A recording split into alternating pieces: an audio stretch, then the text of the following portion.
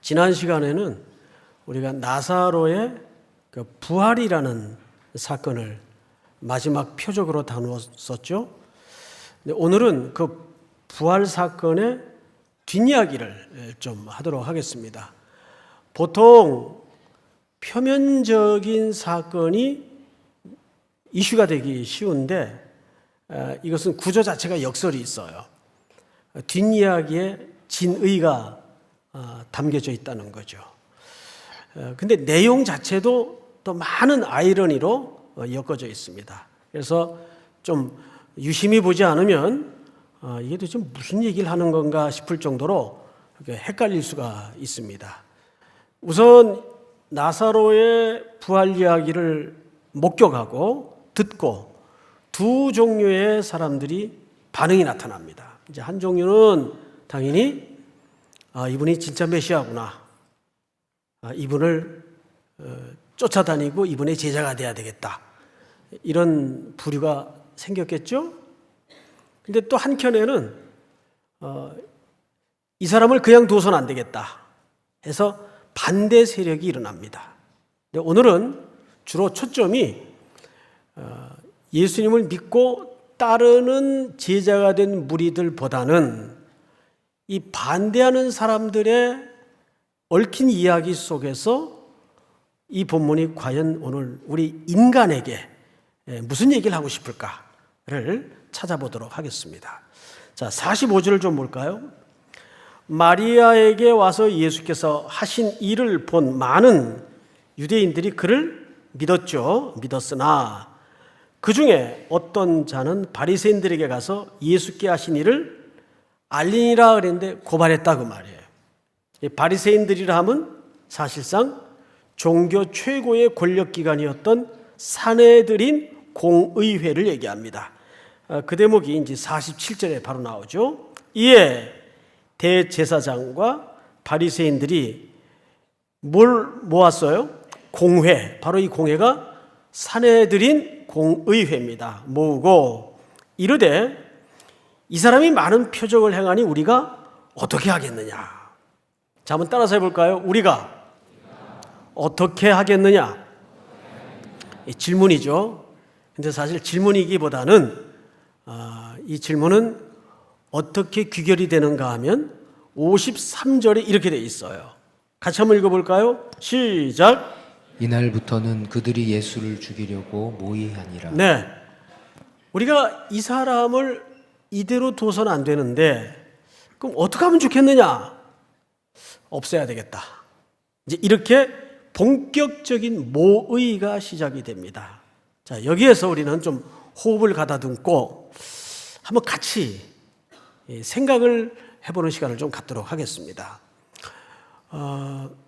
예수님께서 1장서부터 쭉 하신 행적을 보면 사람을 고치고 심지어는 지난번에는 죽어서 냄새가 나는 시신 나사로를 살려낸 사건까지를 다 목격했어요.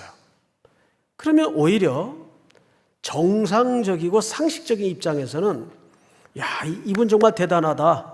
박수를 쳐주고 격려를 하고 환호를 해도 시원찮을 판인데 도대체 그것도 종교 최고 권력기관인 산헤드린 공의회에서 모여가지고 한다는 이야기가 이 사람을 이대로 둬서는 안 된다?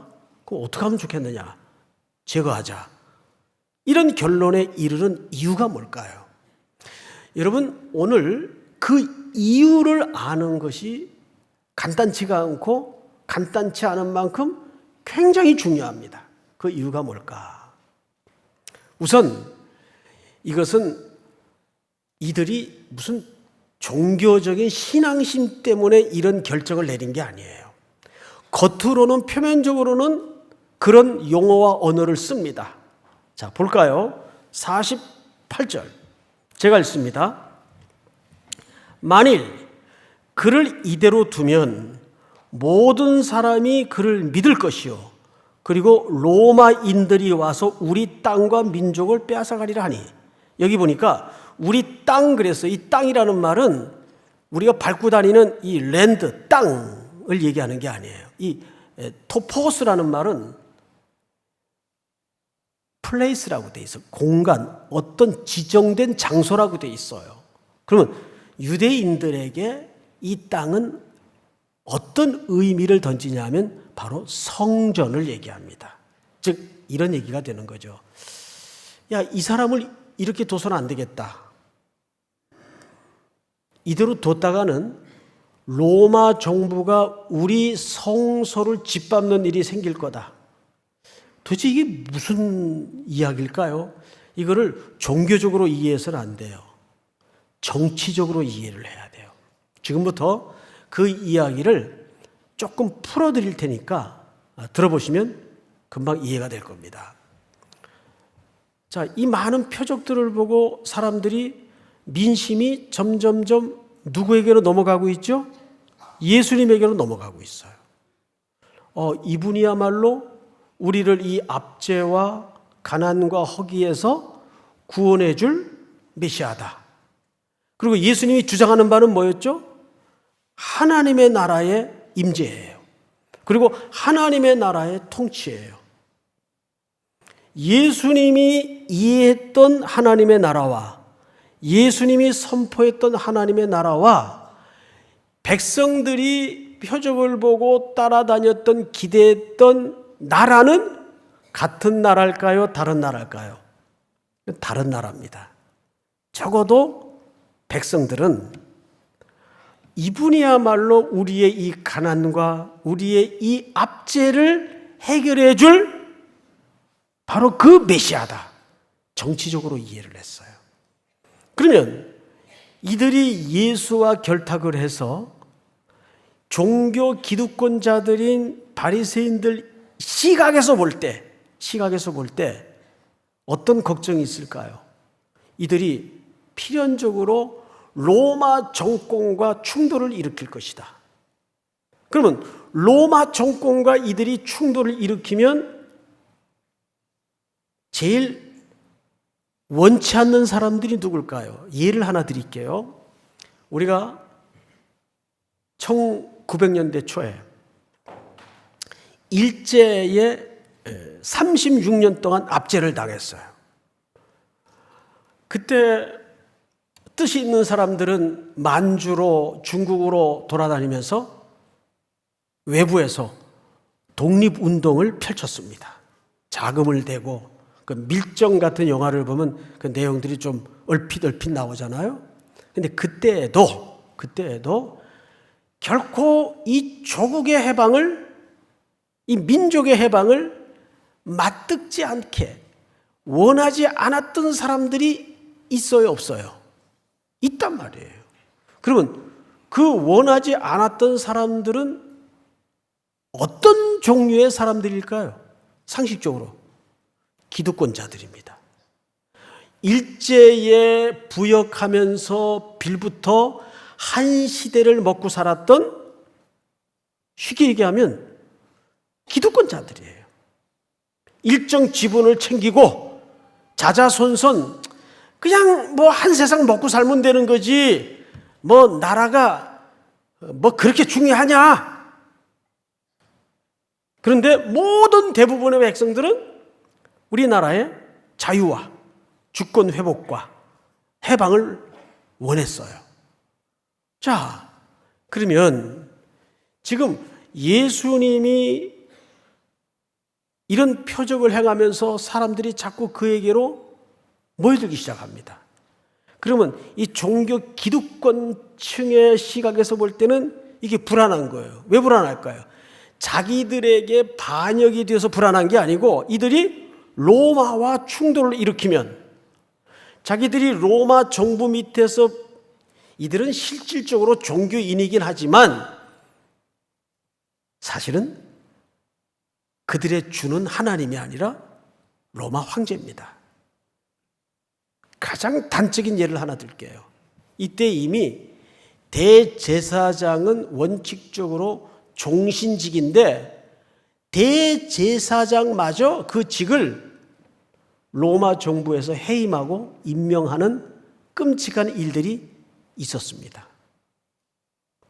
그 종교의 주권마저도 사실은 로마 황제에게로 넘어가 있던 때예요. 그러니까 이들의 주는 결국 로마 황제이지 하나님이 아니에요.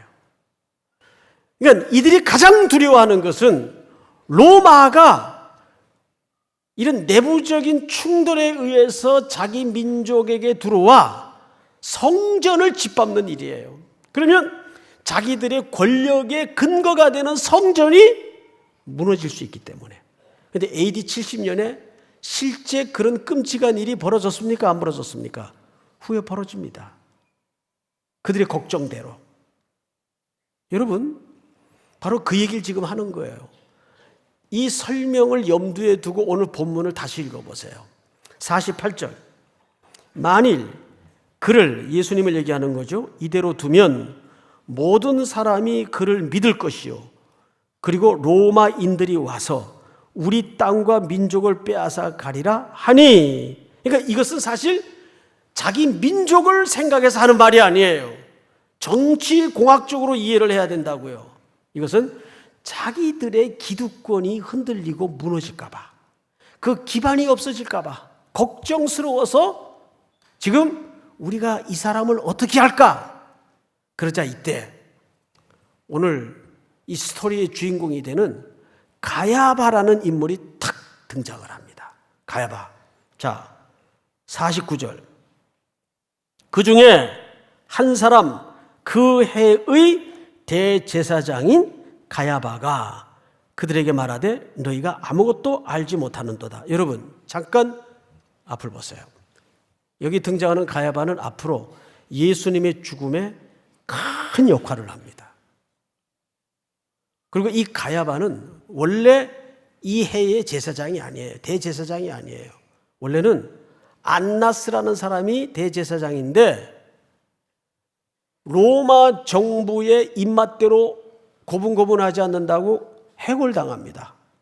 무슨 임시직처럼 해고를 당해요. 대제사장이 이 시대가 종교적 주권까지도 그렇게 넘어가 있던 때예요. 그리고 자기 입맛에 고분고분 구는 가야바를 임명합니다. 아이러니하게도 또 이 둘 사이는 사위와 장인 관계예요. 안나스가 장인입니다. 어쨌든 가야바가 새로 임명이 됐어요. 그리고 이제 성경을 보세요. 이 사람이 이제 무슨 얘기를 하는가? 50절.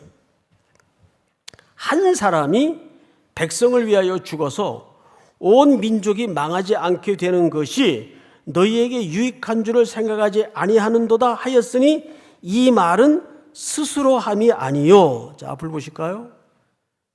이 무슨 얘기냐면 지금 자기가 무슨 얘기를 하는지도 모른 채 아무 말 대잔치를 하고 있는 거예요. 그러니까 예를 들면 이런 거죠.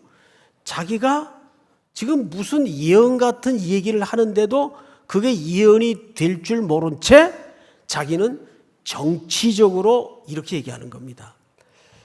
한 사람이 백성을 위하여 죽어서 온 민족이 망하지 않게 되는 것이 너희에게 유익한 줄 너희가 알지 못하냐. 이 말은 이럴 때일수록 정치적인 희생양이 필요합니다.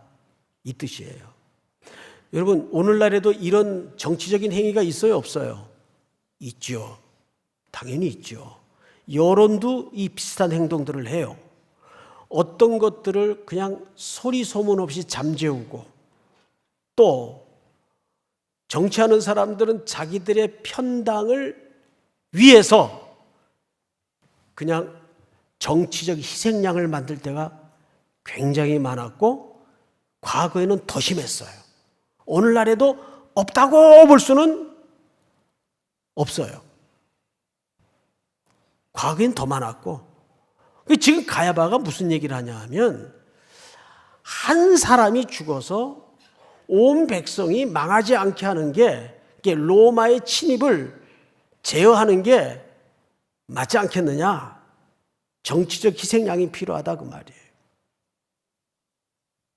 그런데 이 이야기가 자기가 스스로 말하면서도 자기가 무슨 말인지를 몰라요. 근데 이 이야기는 어떤 의미로 뒤바뀌냐 하면 성경을 잘 보세요. 51절.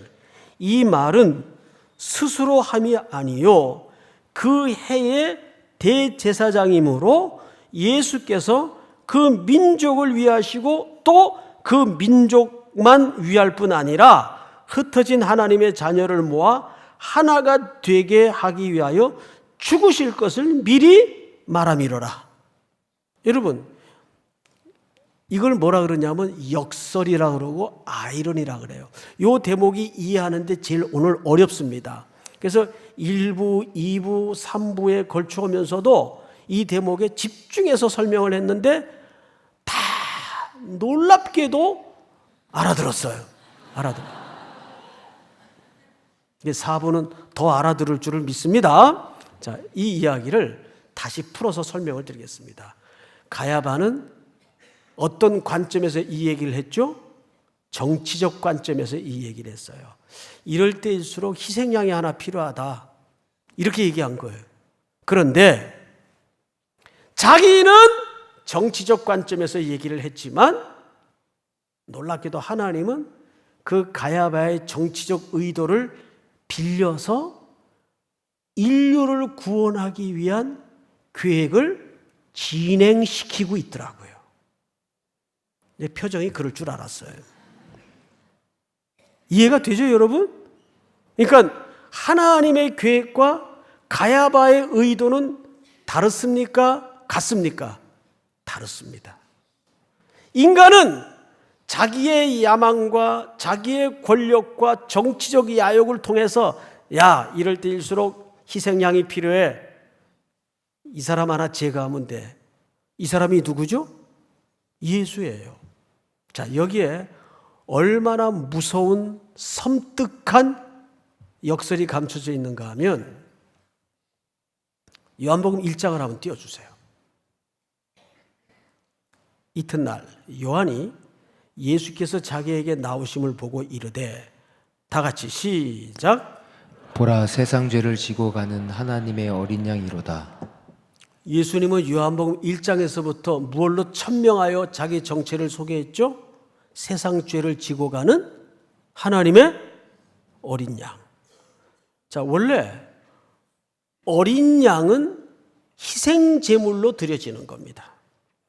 그러면 그 제사는 누가 집례하게 되어 있습니까? 누가 집례하게 되어 있어요? 대제사장. 대제사장이 집례를 해요. 그러니까 얼마나 섬뜩한 아이러니가 지금 이 이야기 속에 담아져 있어요. 이 가야바라는 대제사장은 직분이 참 뭐죠? 대제사장이에요. 그런데 그 대제사장의 불법한 의도에 의해서 임시 대제사장이 참된 대제사장을 어린 양으로 잡고 있어요. 이것만한 역설이 있을까요? 이것만한 섬뜩한 아이러니가 있을까요? 기꺼이 그 정치적인 의도에 하나님은 어린 양을 그 손에 맡겨서 인류를 구원하기 위해서 지금 죽음의 길로 들어서고 있어요. 그리고 이때부터 죽이기로 결단이 이루어집니다. 왜 그래야만 했을까요? 요한복음 12장 24절을 띄워주세요. 내가 시작. 내가 진실로 진실로 너희에게 이르노니 한 알의 밀이 땅에 떨어져 죽지 아니하면 한 알 그대로 있고 죽으면 많은 열매를 맺느니라. 아멘. 예수님은 그렇게 어린 양으로 한 알의 밀로 떨어져 죽기 위해서 오셨어요. 그런데 그 죽음의 방식을 하나님은 놀랍게도 가장 불법한 자의 손에 맡겨요. 왜? 그 가야바는 오늘 누굴까요? 우리는 믿었으니까 그쪽과는 상관이 없을까요? 아니에요. 과거에 그리스도를 알지 못했던 우리의 또 하나의 모습이에요. 가야바는 이분법적으로 생각할 인물이 아니에요. 우리는 예수 영접했고 하나님 은혜로 구원받았으니까 이쪽하고는 관계가 없는 사람? 아니죠. 우리가 거기 있었어요. 거기 있었는데 어린 양의 죽음으로 이쪽으로 온 사람들이에요. 가야바를 우리는 나와는 상관이 없는 인물로 오해해서는 안 됩니다. 바로 이런 자를 위해서 불법한 제물이 되어 예수님은 십자가에 죽으신 거예요. 한 알의 밀알이 땅에 떨어져.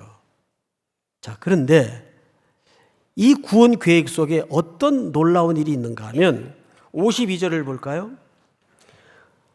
또 그 민족만 위할 뿐 아니라 흩어진 하나님의 자녀를 모아 하나가 되기 위하여 죽으실 것을 미리 말함이러라.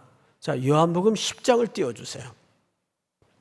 도둑이 오는 것은 도둑질하고 죽이고 멸망시키려는 것뿐이요 내가 온 것은 양으로 생명을 얻게 하고 더 풍성히 얻게 하려는 것이라. 다음 절 시작. 나는 선한 목자라. 선한 목자는 양들을 위하여 목숨을 버리거니와. 2, 3주 전에 이 본문을 말씀을 나눌 때 이런 말씀을 드렸어요. 여기에서는 삭군에게 초점이 있는 게 아니라 그랬어요. 삭군은 그렇게 나쁜 놈이 아니에요.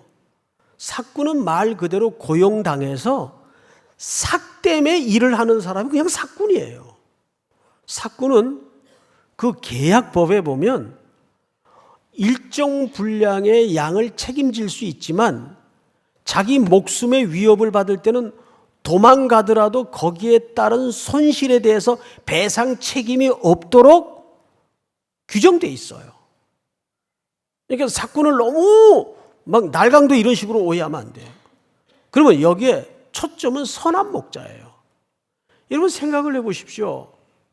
이 선한 목자는 양떼를 위해 목숨을 버리는 과분한 사랑을 설명하는 그림이에요. 여러분 아무리 집에 기르는 개가 이뻐도 개를 위해 목숨을 드릴 수 있겠어요? 그거는 인간의 위격을 존엄함을 무시하는 태도죠. 개는 개답게, 인간은 인간답게. 잊지 마세요. 저는 그 개통령이라고 불리우는 강 누굽니까? 그분 강형욱 맞나 이름? 그분이 아주 균형이 있더라고요. 나는 그분이 개 대통령이라고 해서 아주 개에 미친 사람인 줄 알았는데 미치긴 미쳤는데 정확하게 미쳤어요. 개는 개답게 그 분명한 자기 선이 있더라고요. 자꾸 사람 물고 이러는 개는 안락시켜야 된다는 거예요. 그 사람이 그렇게 얘기했다면 그건 맞는 얘기죠. 응? 이 갑자기 왜 개 얘기가 나왔지? 양 때문에. 개가 아무리 이뻐도 개를 위해서 죽을 수는 없잖아요. 근데 예수님은 목자가 양을 위해서 죽었다니까요. 그거는 과분한 사랑도 설명이 부족한 거예요. 왜? 신이 인간의 몸을 입고 와서 우리를 위해 죽었으니까 비유를 그렇게 한 것뿐이지 그 비유도 사실은 가당치 않는 비유죠. 왜 그래야만 했을까요? 여기에 다음 성경을 좀 볼까요? 요한복음 10장. 아버지께서 나를 아시고 내가 아버지를 아는 것 같으니 나는 양을 위하여 목숨을 버리노라. 다음 절 시작. 또 이 우리에 들지 아니한 다른 양들이 내게 있어 내가 인도하여야 할 터이니 그들도 내 음성을 듣고 한 무리가 되어 한 목자에게 있으리라. 잘 보세요. 또 이 우리에 들지 아니한 다른 양들이 내게 있어 내가 인도하여야 할 터이니. 이게 무슨 명령입니까? 이게 성교 명령 아니에요. 여러분, 우리도 이미 우리 안에 들어와 있으니까 우리 안에 양이지 우리가 사실은 어디 있었어요? 우리 밖에 있었어요.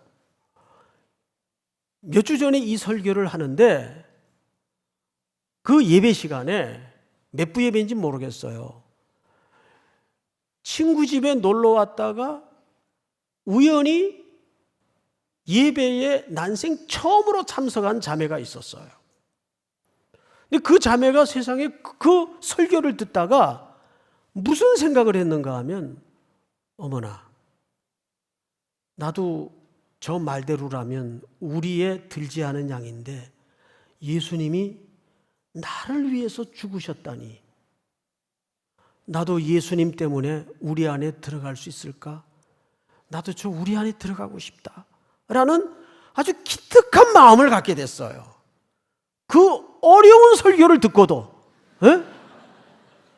그러니까 이게 설교가 어렵다고 귓구멍으로 안 들어가는 것도 아니고 쉽다고 귓구멍으로 들어가는 것도 아니에요. 그래요, 안 그래요? 그래서 이분이 집이 통영인데 통영으로 내려가서 월요일 날 교회를 찾아갔대요. 그랬더니 교회에 아무도 없더래요. 교회를 처음 나간 자매가 맞긴 맞아. 월요일 날 누가 교회에 나와요? 응? 그래서 낙심이 돼가지고 이렇게 가는데 논두렁에 어느 허름한 아저씨가 논일을 하고 계시더래요. 그래서 교회 등록은 꼭 하고 싶은데, 근데 논두렁에 일하는 사람이 뭘 알겠어요? 근데 답답해가지고 교회는 등록을 하고 싶고 물어봤다는 거예요. 교회 등록하려면 어떻게 해야 되냐고. 그런데 그분이 그 교회 장로님이었대요. 실화예요, 실화. 에? 내가 어떻게 이런 얘기를 꾸며내겠어요? 실화. 예수님은 우리의 들지 않은 양, 우리가 선교를 왜 나갑니까? 그 양을 위해서 이 땅에 제물로 오셔서 십자가에 죽으시고 하늘의 미랄이 되어 땅에 떨어진 거예요. 그 이야기를 54절에서 어떻게 끝을 맺고 있는가를 한번 보십시다. 54절. 그러므로 예수께서 다시 유대인 가운데 드러나게 다니지 아니하시고 거기를 떠나 빈들 가까운 곳인 에브라임이라는 동네에 가서 제자들과 함께 거기 머무시느니라. 요한의 눈에 빈들, 에브라임이라는 이 빈들 끝에 마을이 왜 시선을 잡았을까요? 여기에는 굉장히 중요한 그림 언어가 담겨져 있습니다. 빈들은 어떤 곳입니까?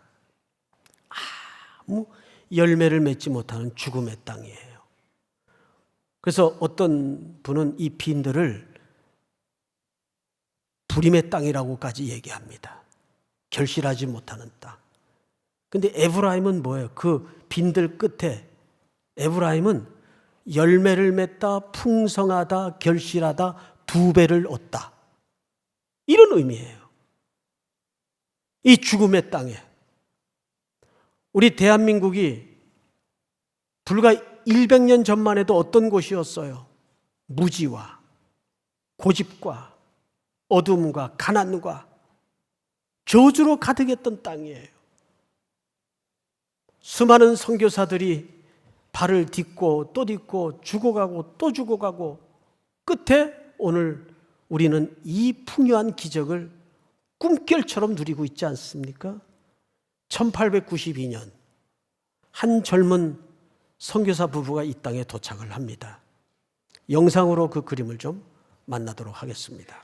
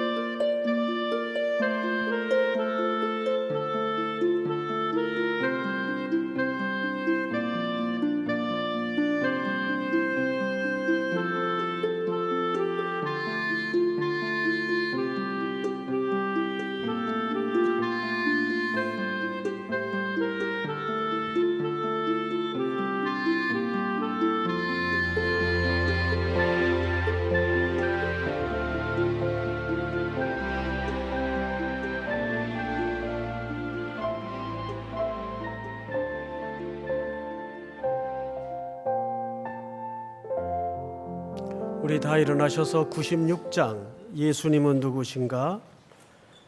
우리 민로아 선교사님이 하늘의 미랄처럼 살다 지은 이 귀한 신앙 고백을 함께 찬양하도록 하겠습니다.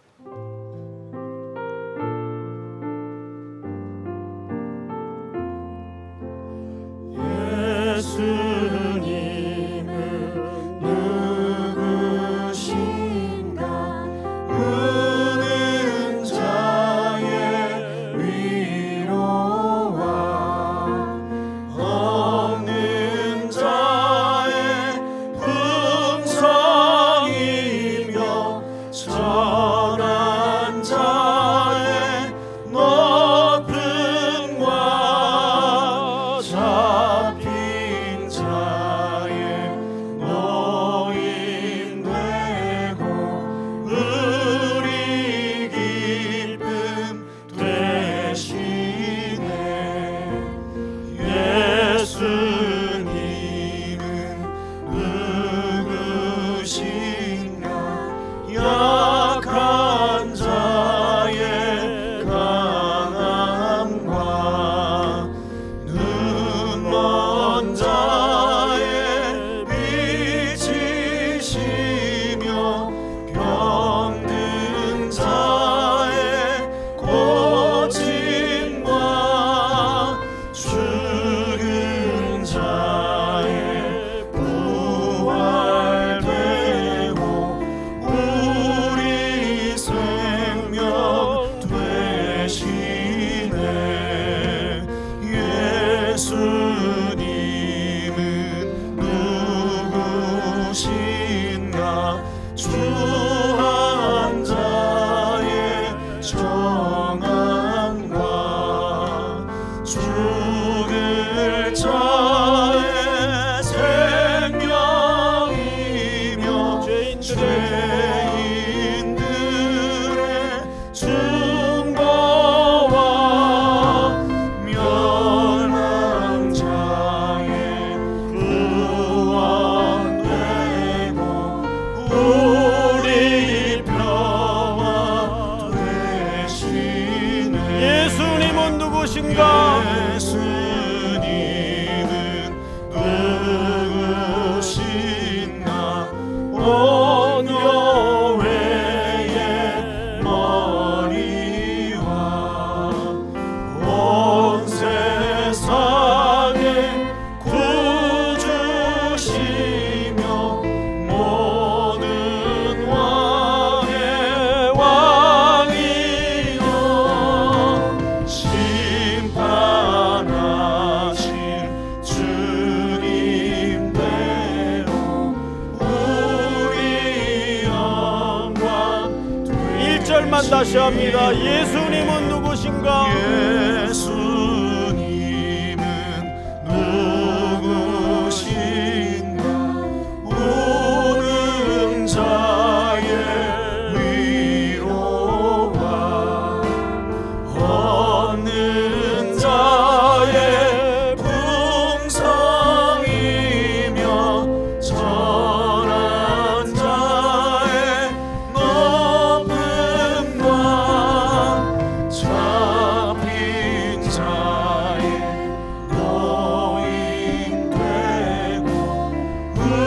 우리 기쁨 되시네. 기도하겠습니다. 하늘의 미랄처럼 이 땅에 떨어져 빈들 같은 이 불임의 세상에 수많은 생명으로 꽃 피워내시고 오늘도 그 사명과 소명을 우리 삼일교회 성도들에게 다시 불러주시고 허락하심을 진심으로 감사를 드립니다. 예수님은 누구신가? 세상 사람들이 묻는 이 질문 앞에 우리의 언어에 대답할 말을 주시고 우리의 삶에 살아야 될 이유를 드러나게 하여 주시옵소서. 특별히 우는 자의 위로가 되시며 없는 자의 풍성이 되시며 천한 자의 높음과 잡힌 자의 노임과 우리의 영원한 기쁨이 되시는 예수 그리스도의 길을 좇아 오늘도 이 불법으로 가득한 세상에 여전히 제물되어 살다 가신 주님의 자취를 붙잡는 우리 모두가 되도록 함께해 주시옵소서. 지금은 우리 구주 예수 그리스도의 은혜와 아버지의 사랑과 성령님의 교통하심이 머리 숙여 경배를 드리는 사랑하고 사랑하는 우리 귀한 삼일의 성도들, 해외, 군에 출타 있는 가족들, 복중의 생명까지 영원토록 함께 있을지어다. 아멘.